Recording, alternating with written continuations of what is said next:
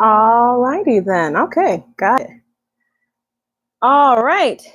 Definitely much smoother than I was last time. um, Howdy to anyone who ends up coming a bit later. This is pretty much just the warm up. Um, but as I push forward with consistency, we are at it again, trying to do this thing here on the YouTubes. So, before I even start jumping into the book, that if y'all got any sort of link to the premiere, y'all saw this is the book I'll be reading from today. Guilt is the teacher, love is the lesson. I'm going to start a bit later once a couple more people at least gathered around, just because I want to make sure it reaches as many people as possible. And I do hope that in August I'll be able to start cutting my lives together in a more consumable way, especially as these things keep going, because people are so slow to keep doing things when they don't have like the numbers.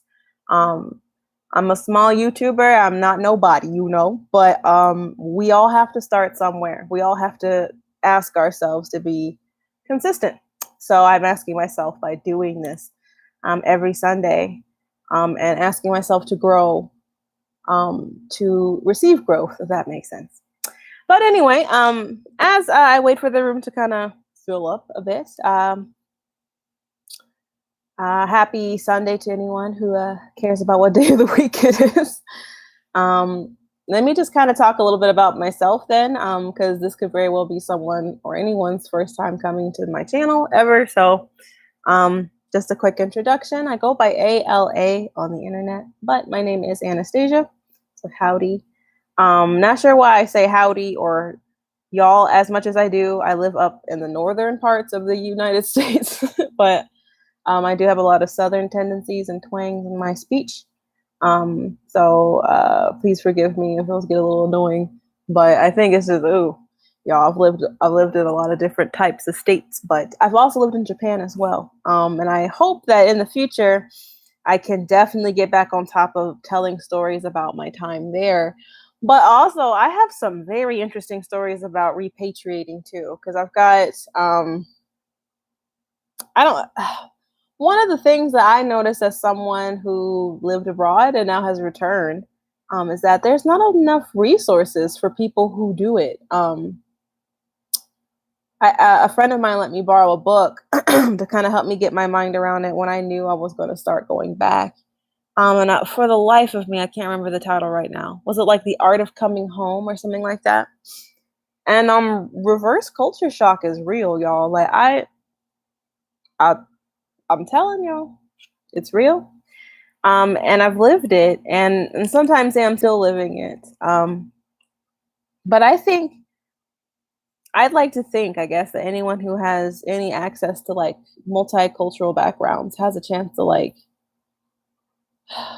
feel so close to another culture, even though it can't be yours. But I have to kind of grasp that I definitely lived in Japan long enough that I have some of those parts in me now, and that's okay. I lived there, I was there, so it's really cool to get to express that and find ways to share that with people, and hopefully help other people who decide to live anywhere abroad and end up coming back to their home country kind of acclimate back, or maybe just be more open about their own stories, because there's some stories in there, funny and not so.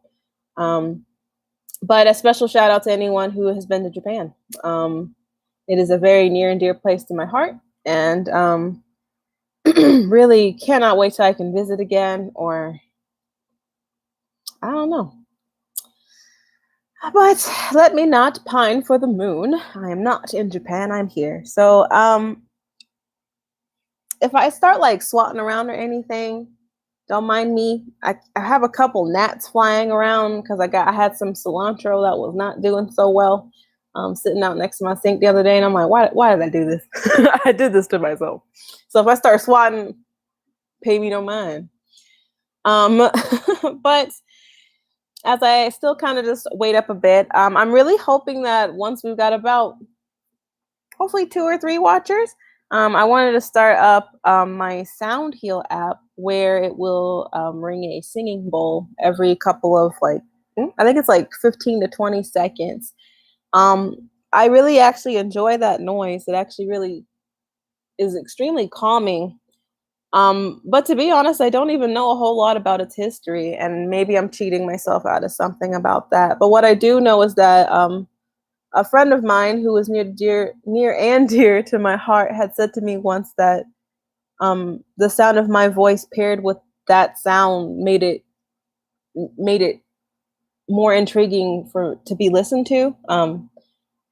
And like not that person doesn't like my voice or anything, but she was saying that like the sound of that ding and the power of the words kind of melded together better. And so I kind of wanted to play around with that during the second live stream, and see if anyone noticed or uh, paid it any mind or thought it did anything for them. Um, but I'm gonna wait either till we hit about two people or I guess the 10-minute mark or so. Um, Goal wise for time, I'm let me see, it's about I think I have about 45 minutes or so for these kinds of streams.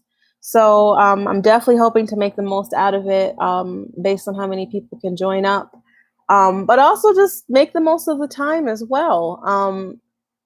I will be completely honest. During my first live stream, I think I kind of well, first off, I was really tired. I was really oddly tired, but I kind of got hit with like kind of a anxiety moment where I was just like, why am I here? Like I'm at the 20-minute mark, and I just kind of talked myself down and was like, you know what, let me just get offline. I did the thing. I'm gonna come back again next week stronger. And that's just for transparency's sake. But I did like end up like resting after, which is just what I needed. So it was, I was just listening to my body as well. So you just gotta ride with it. And you don't gotta be good at what you're trying to do. As I like challenge myself to be consistent, I'm like challenging other people to start doing things that they're not the greatest at. Like, I know it's really frustrating to do things that we're not good at, but like you just can't be good at everything. It just doesn't work that way. So, if you consistently practice and keep working at it, you get there. Like, you just have to get there. And that's just it. And that's just all. Um, and it's really just with any type of discipline. And let me, you know what? Let me reach back a second. You know what? Let me tell y'all about myself. I have a artistic history, but I also have a musical history. I played viola from like the fourth grade until like the first 2 or so years of my college days. And when my mama put us on the viola, she was like, "Look, I'm gonna get y'all these instruments because they're expensive, so y'all need to commit to it." And it's like, oh, okay, but we didn't really understand what we were saying yes to. With that being said, like that instrument and the discipline to it did a lot for us and opened up a lot of doors for us and kept us focused in ways that a lot of other girls and maybe even boys weren't focused on during that time. And it's like any discipline is just that way. And it's not that I was the best viola player. Like I really wasn't. Like I was decent at it. I was good at it. I did get to do some solos, and I had like 2 recitals I got to do, which was really neat. But I literally did it because I wanted to. I wanted to just make sure I could do it, really. It wasn't really anything big for me. It's kind of strange. I just wanted to make sure I could do it. And I think because I enjoy public speaking and presenting as well, I think performing on a viola in a concert setting, even in an orchestra, just suits me better than just sitting at a concert and watching. I'm so bad at going to concerts, y'all. Like, whole other story. Hold on, let me differentiate. Orchestral concerts, I'm bad at going to. I always fall asleep. Like ever since I stopped being in an orchestra, I cannot get through orchestra concerts. I just can't make it. I just don't make it. I don't make it.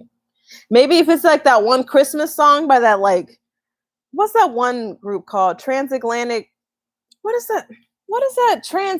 Something. Someone's got to help me name that one Christmas song where it's like duh, duh, duh, duh, duh. Like if I was watching them, maybe I would stay awake. We good. Trans-Siberian Orchestra. There we go. Because I was like, let me not murder that name. um, but yeah. Anyway, other concerts like musicians and stuff. Hey girl, I'm over here talking about concerts. I haven't started reading yet. So just ride with me. Um so yeah, if it's like people concerts, I can usually make it through. I've been to two like human concerts. One of them was Boys to Men, and the other one was like a Japanese boy band that's like well into their 40s and beyond their prime, SMOP. Um, those can be stories left for either future streams, or I would love to dream that if I can really get back into like animating again, actually telling those stories in like a comical way.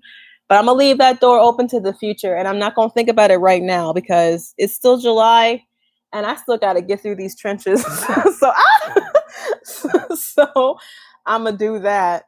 But yeah, let a sister dream, and I don't know why or how I got off on the tangent of concerts, but here I am. But anyway, when it comes to discipline of any sort of thing that you're just trying to apply all that energy to, like whether you start off good at it and get better or start off bad at it and get better, you just have to do it consistently. Period. No argument.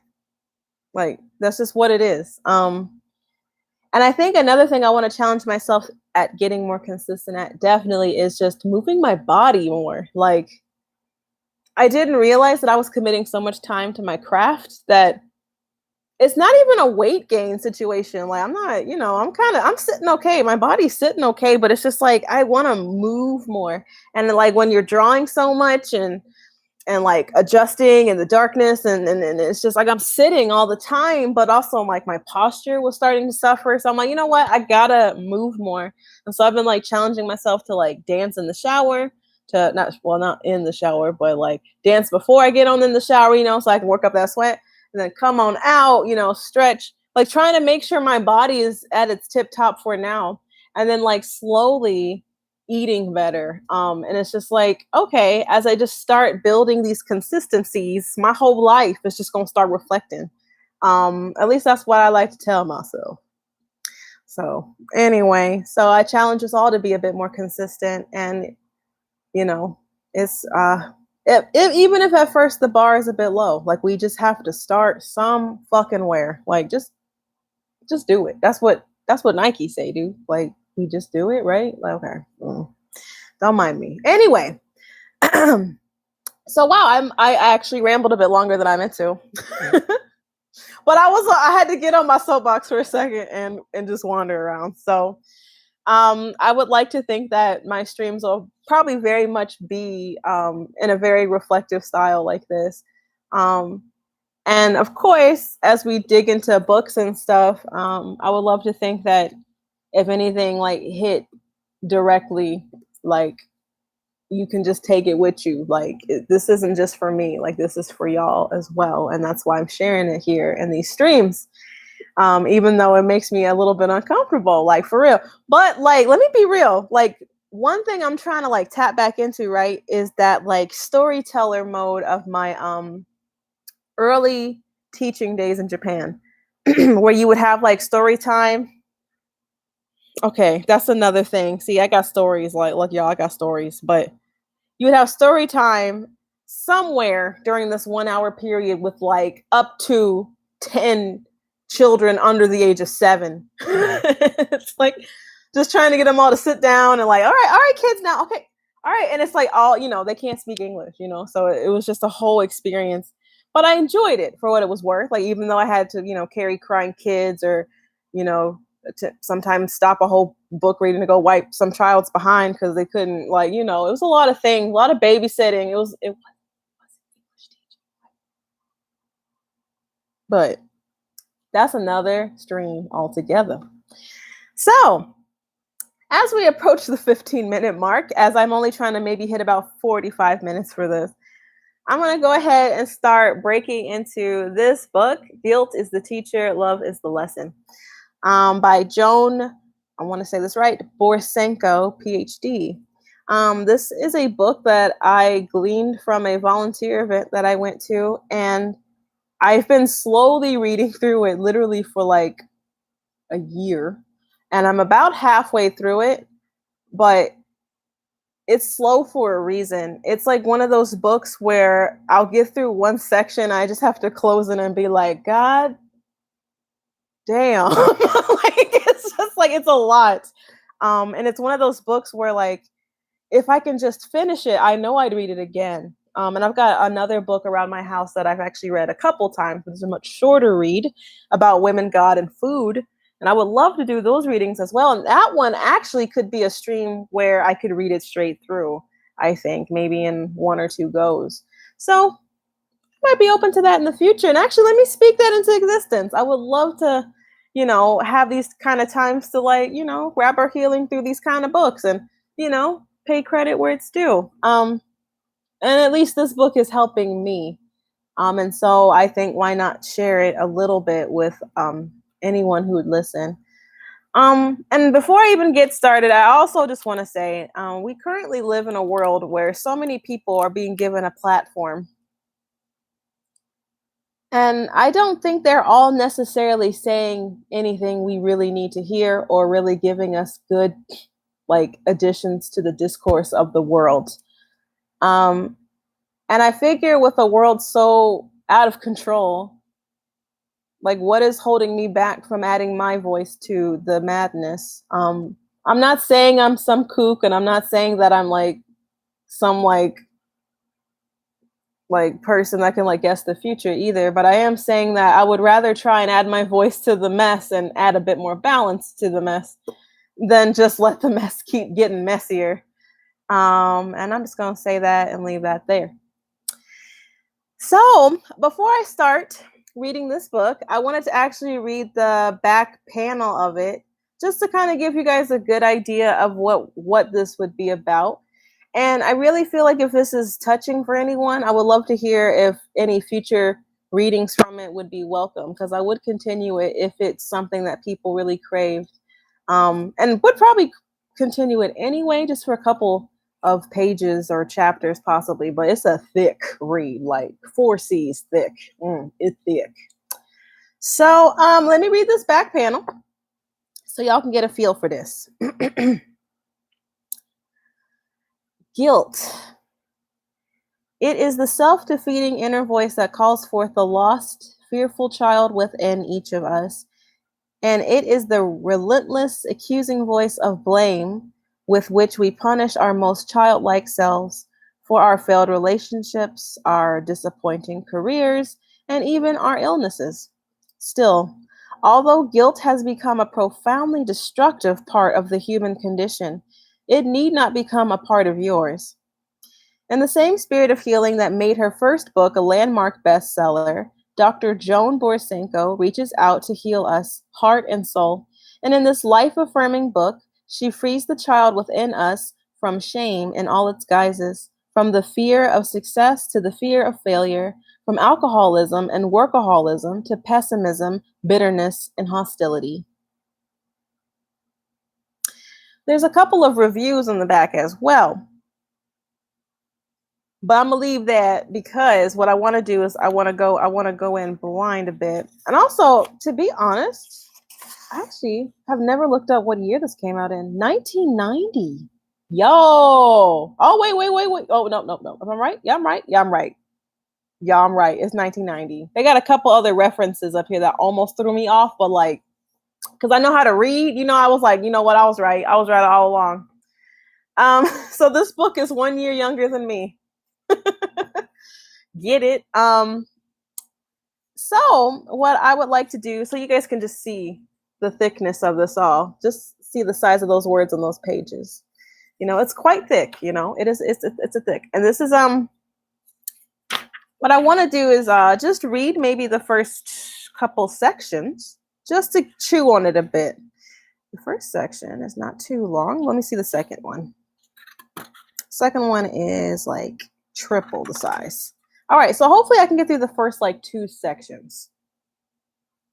All right, let's get it. But before I do, let me take a sip to coat my throat. I've been having like dry throat. I think I'm like reacting to my rabbits' hay again. So I'm like, great. And I don't got time for no Benadryl. So anyway, to keep my throat moistened, we've got a nice little cup of water. And from my Vermont days, I love to use jars as cups. So, and then my other cup, we got a little bit of coconut milk, a little bit of almond milk that was mixed together as well. So actually, I might Let me hit that one time, two times.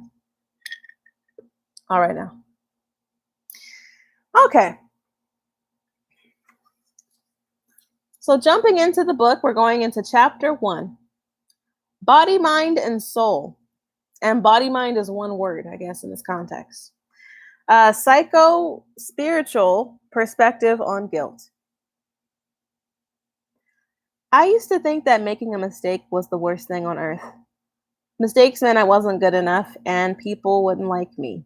I might be ridiculed, rejected, or abandoned. Making a mistake meant that I would immediately forget all the good things I'd ever done and focus on that one error until it seemed to become the totality of who I was. Mistakes were an open invitation to self criticism, anxiety, depression, paranoia, and even panic.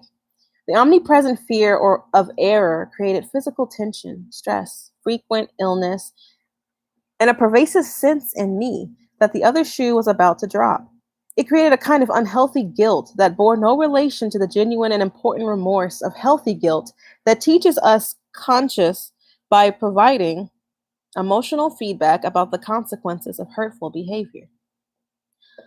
Unhealthy guilt made me feel bad about almost everything I did because, after all, I could have done a better job. Having to be perfect made it hard for me to take risks and stifled my creativity. It made me competitive, tight lipped, defensive, and awfully serious about myself. It made for constant comparisons between me and others, during which I always worried about being one up or one down. It made me hypersensitive to criticism, which I heard even where it wasn't intended. I was like a fortress constantly prepared for attack. Worse still, I was angry much of the time, and nice people shouldn't be angry, right? Unable to forgive myself or anyone else, I was a prisoner of guilt and resentment. I did my best to hide all this underneath a smile, but was ultimately betrayed by my body, which became a breeding ground for stress related illnesses ranging from high blood pressure and migraine headaches to spastic colon and constant respiratory infections. Throughout the book, I will present many stories of patients whose guilt culminated in physical, emotional, and spiritual distress, but a fuller look at the genesis of my own problem seems like a good place to start. Now, that's the end of the very, very first section. So I feel like this book speaks the loudest to me because I am someone who started actively dealing with the fact that it is not okay to be a perfectionist. um, a little bit after I returned from my time in Japan, like I had to start digging into this self issue. And it's really interesting that I just found this book like years after I returned in a season where I was trying to fix it, you know? So I feel like it's so interesting how like when you're trying to work on something, the tools come sometimes. It don't always come, like sometimes a person will come, you know, but sometimes like a tool will come or I don't know, a word will come like or like I don't know. I don't know how to explain it y'all, but like just take it or leave it. But anyway, let us go into the body mind. Born in Boston at the end of the Second World War, I was a goody goody for most of my childhood. I remember being stood up on an umbrella table under the bright summer sun to sing a song for relatives when I was very small. Even though painfully shy, I psyched myself up to perform before all those expectant faces that seemed to loom as large as bugs do under a microscope. It would never, never have occurred to me to say no. I did what I was asked. Throughout grammar school, I tutored the other children in reading, knit intricate cablework sweaters, and was the first one on my block to get a Red Cross swimmer's card. My brother claims I had my homework done a month in advance. He exaggerates, but only slightly. I was, however, a lousy ballet dancer. You have to be able to relax and let go to dance well, but I was too frightened of making a mistake. I still can remember how a classmate, that red haired Charlotte with the big feet and the graceful pirouettes, laughed herself silly when my best effort landed me in a twisted heap on the studio floor. My pride was injured worse than my derriere. My face turned the color of her hair, and I felt unmasked, revealed as a hopelessly inferior and worthless creature. I wish that the floor would open up and swallow me. I experienced the emotion we call shame, which accompanies the sudden vulnerability and threatening feelings we experience whenever the bridge of trust and acceptance between us and others is suddenly broken. I begged my mother to let me quit ballet lessons, but they were part of the plan for proper little ladies of the 50s. Week after week, I went to class feeling like a dismal failure. It seemed as though 100 eyes were on me when I performed my tense, stiff plies. Even now, I can feel my breath get shallower and stop as I remember how small and isolated I felt.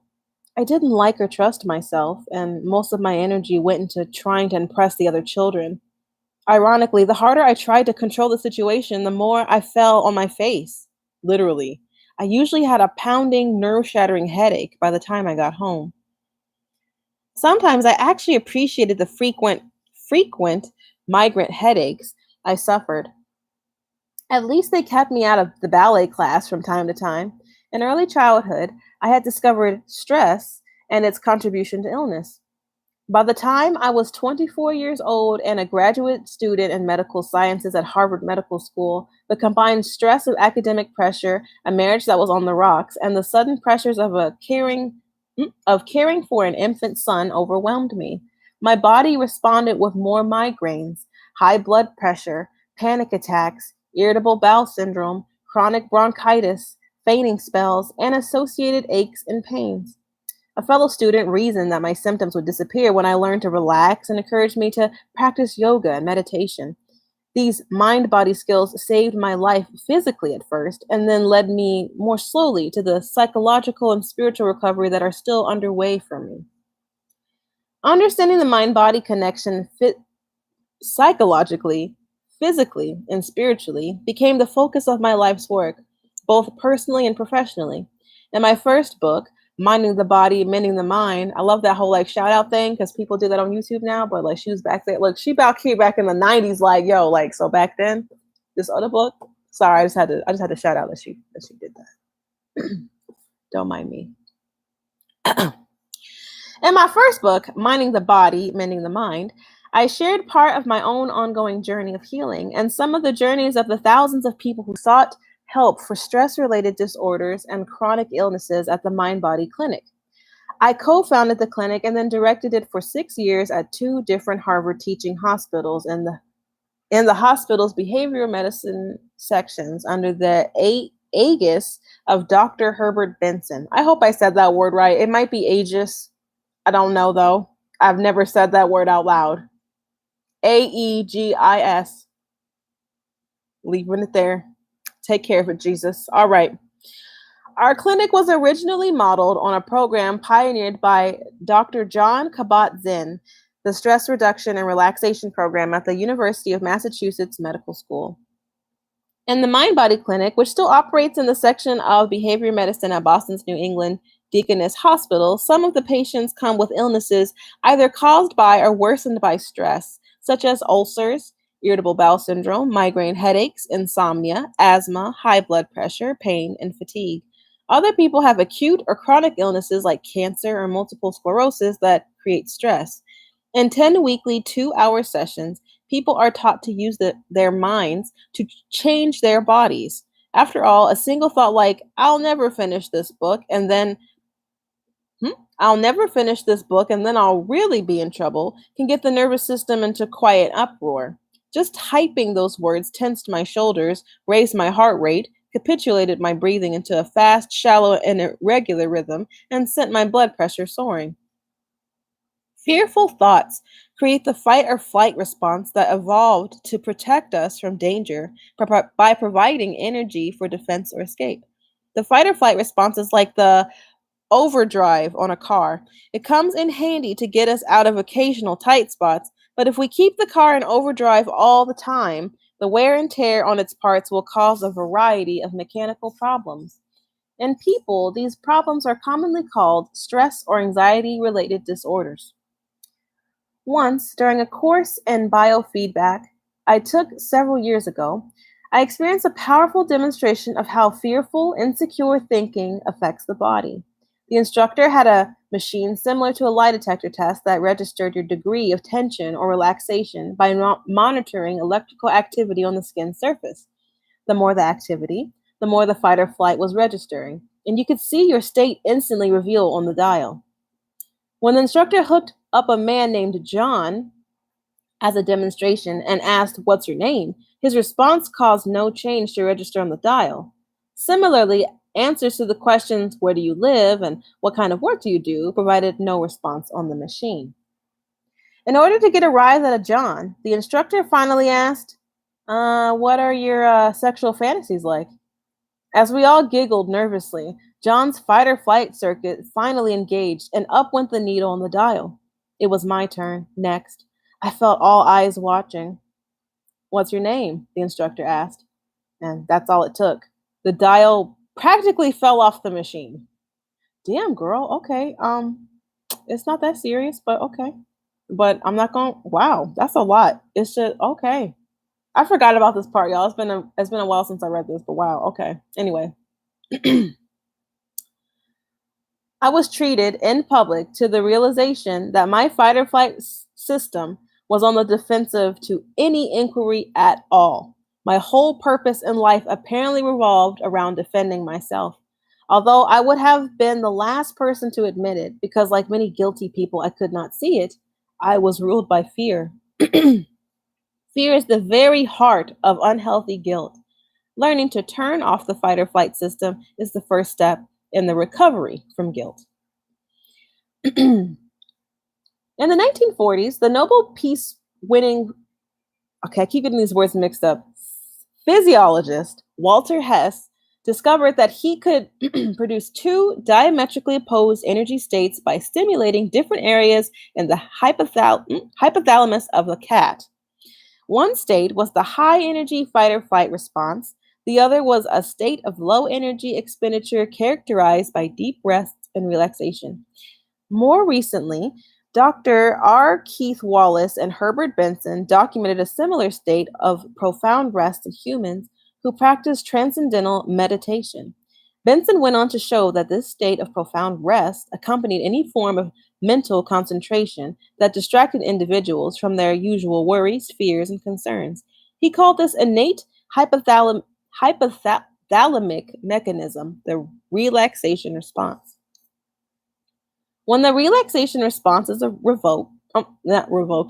evoked, stress is reduced, heart rate and blood pressure drop, respiratory rate and oxygen consumption decline because of the decrease in the body's need for energy. Brain waves shift from an alert beta rhythm to a relaxed alpha and theta rhythm. Blood flow, blood flow to the muscles decreases. Instead, blood is sent to the brain and skin, producing a feeling of warmth and rested alertness, where mental cobwebs seem to melt away. The tissues of the body actually become less sensitive to the stress hormone adrenaline, and the immune system is activated. The body is at peace. The mind is also at peace. Thoughts slow down, and there is a feeling of contentment and comfort. Participants in the Mind Body Clinic learn to shift into the relaxation response mode by using the breathing techniques, meditation, and guided imagery I described in detail in Minding the Body, Mending the Mind. The benefits of these techniques are quite remarkable, not only for the body, but also for the mind, and especially for the soul and its connection to the spirit, which we will explore together in the chapters that follow. In the clinic, we begin learning these techniques before looking at the thinking patterns that disrupted the body's natural balance to start with. The more I listened and learned from patients at the clinic and the thousands of people who have attended my workshops across the country, the more convinced I became that a majority of people with stress related disorders are actually suffering from the same emotion that afflicted me in ballet class, an inner feeling of unworthiness that generates an impressive array of coping strategies, all aimed at self protection. As we'll see, the seemingly unitary person we think of as me is actually more like a committee of sub personalities, each doing its best to keep us safe from situations that threatened us in the past. While our bodies and intellects grow to adulthood, most of us still harbor the emotional ghosts of ourselves as children, frightened and insecure, like little Joni tripping over her feet in ballet. Healing our guilt involves putting those ghosts to rest by giving them the love they need to let go of their self protective fear. Mind body techniques can be used as a key to healing guilt. They are useful on several levels that build on and reinforce each other. At a basic body level, they elicit the relaxation response and act like a medication to turn down the fight or flight system and restore balance to the body. At a psychological level, they act as a powerful system to promote self awareness. Even the simple practice of closing your eyes, taking a few deep breaths, and mentally scanning your body for areas of tension, relaxation, high energy, and low energy expands your awareness of your inner state and allows you to make a conscious choice to relax or re energize areas of tension. Similarly, as I discussed in Minding the Body and Mending the Mind, meditation leads to awareness of emotions that may not usually be noticed, as well as habitual patterns of thinking that create suffering. In the chapters that follow, we will use meditation and imagery exercises to produce the relaxation response and to increase self-awareness and self-acceptance. We will also use these techniques to contact the committee of frightened inner children whose fear has long ceased to serve us. In understanding and comforting these often forgotten parts of ourself, we can heal shame and the unhealthy guilt, stress, and illness it creates. This inner work encompasses both, sorry, this inner work encompasses but goes beyond the physiological effects of meditation, producing a deeper level of healing by touching our psychological core. While the physical and the psychological levels of the mind body healing are extremely powerful, they attain their full benefit only when combined with an entity that is generally left out of both medical and psychological treatment. That entity is soul, our personal reflection of the spirit or life force that is the energy from which mind and body arise. Without considering soul and spirit, our healing from guilt and the stress, anxiety, helplessness, depression, and physical symptoms it creates cannot be complete. As one of my patients expressed it, I've had 8 years of therapy and the best medical treatment, but there's a place inside me that nothing has touched. That place is the soul, and our healing must go deep enough to reach it. While the relation between body, mind, spirit, and guilt will be explored in depth in part two, I want to introduce some key concepts about soul, spirit, and healing before we take a closer look at the psychology of guilt. So, that is the end of those two sections that start off this chapter. Now, that was literally just about 5 pages of reading. And I showed y'all what the text looked like earlier. Like I had showed y'all, all right? I read to this point. So, with that being said, the next section gets a little bit thicker. It's about as long as the last section I just read, but it is about the soul and spirit and kind of asking about whether um, individual conscious or one mind. So I guess I don't know if they're trying to say if they're like together or separate in some sense. I feel like the concept of soul and spirit are often confused. So it's actually kind of cool. And I kind of low key forgot she dived right into it in the beginning. So I'm really glad I'm kind of going back through this because obviously going through it so slowly has already made me forget so much goodness that I already got from it the first time. So, like, it's just the gift that just keeps on giving.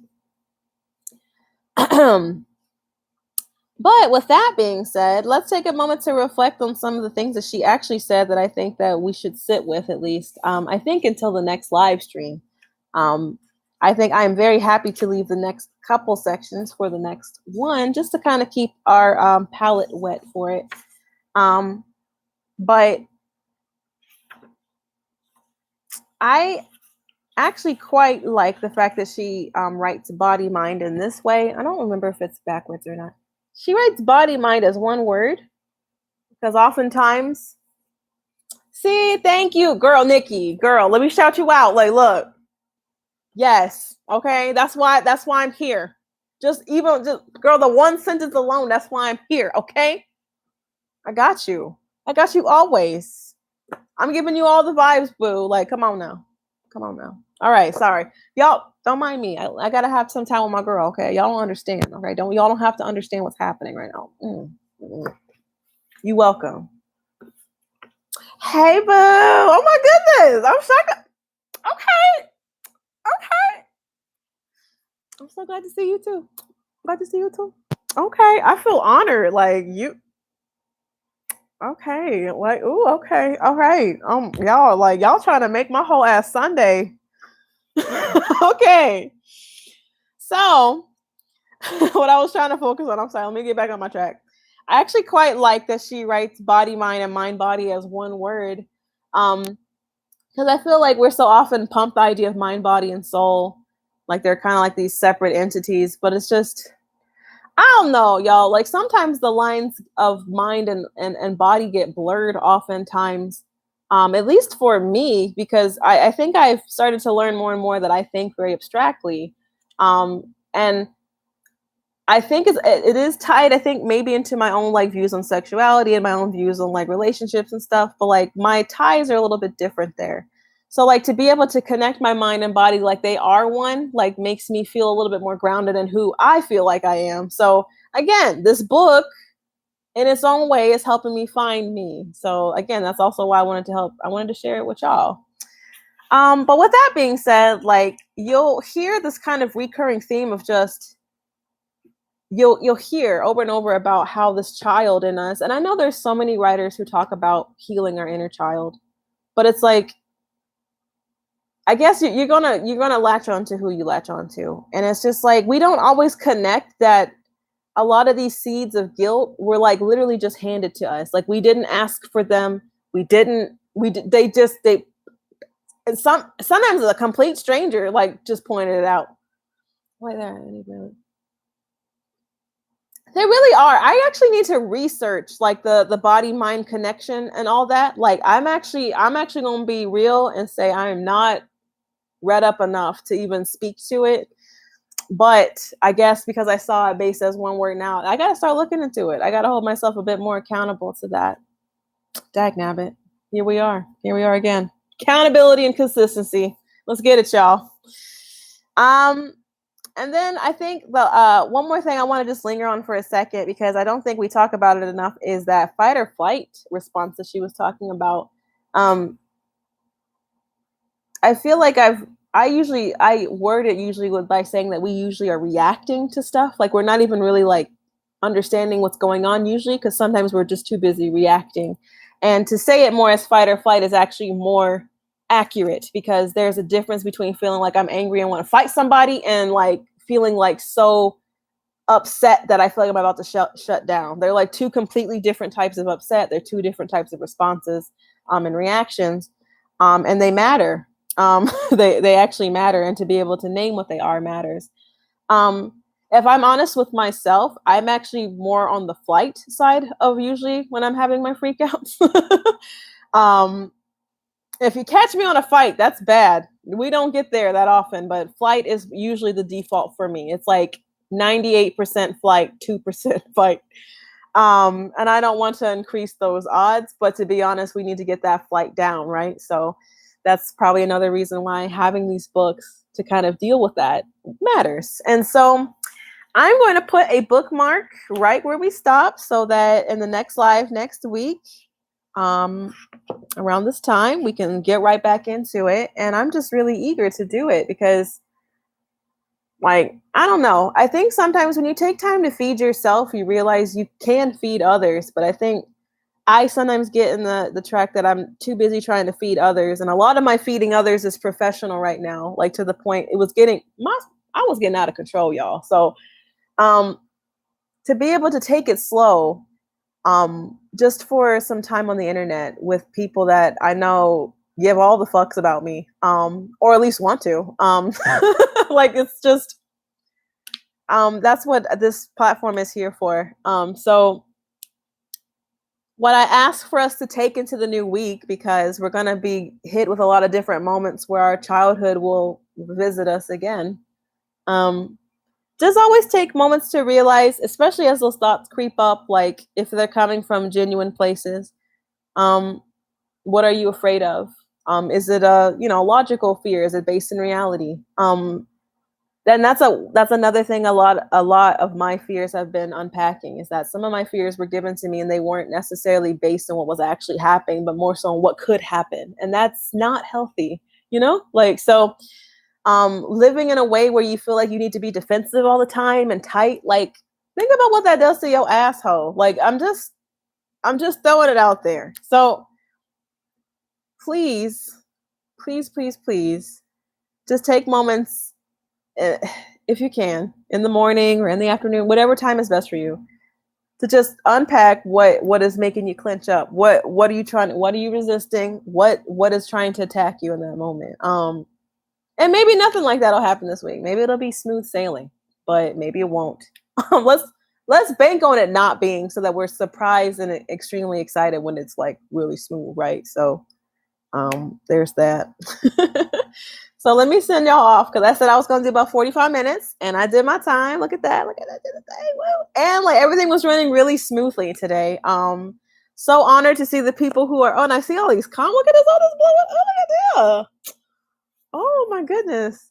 So I wanted to also just let y'all know that in the future, I'm still planning on, hopefully by August, to start cutting these together into more like biteable, like enjoyable pieces, so that even if you can't make it to the streams, you can still kind of get a gist of it. But I really appreciate the love. I really appreciate being able to feed myself and feed y'all.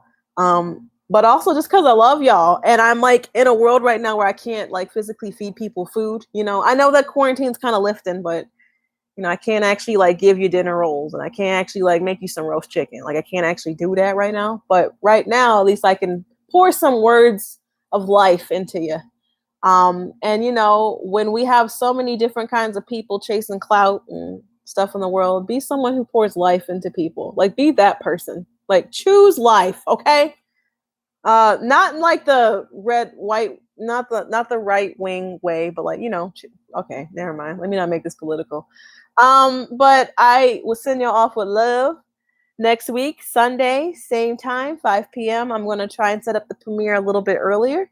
Because I sorted that all out today, and I just feel really proud of myself. Y'all, I'm just jumping over all kinds of technological, like y'all don't understand the level ups, okay? So girl. Oh, see, and you know what?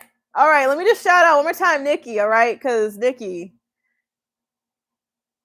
home is inside of us, and the fact that when we can plug into the kingdom, sometimes you know, and like connect to each other, like you don't. When two or more are gathered together, that's all I'm gonna say. All right, and not that this is the Bible, and not that this is the Word of God, but what I am saying is that I want to keep just giving that love. Because you know, I ain't got no babies, and I ain't got no children, and I ain't got no students, but I got a lot of love, and I just want to be able to just give y'all that a little bit, and that'll feed me in turn, like it just does. It's just that circle. It's the circle. Okay, no, let me not. All right, I'm done. Y'all almost started singing. We need to go. I'm too fucking happy. I Before we get to the 50-minute mark, I send you off with: go forward in the world with intentions that you know will serve the community as well as yourself. Go out into the world knowing that you are making a difference, even if you can't see it today. Okay? Like, know that you are doing something that matters. And maybe it doesn't matter just this second, but it will cycle into something later. You are a pebble in a lake, and your ripple is going to do some shit. Just like mine is trying to do some shit right now. I'm trying. Flip. I love y'all. Let's do this again soon, okay? Okay. Bye. All right.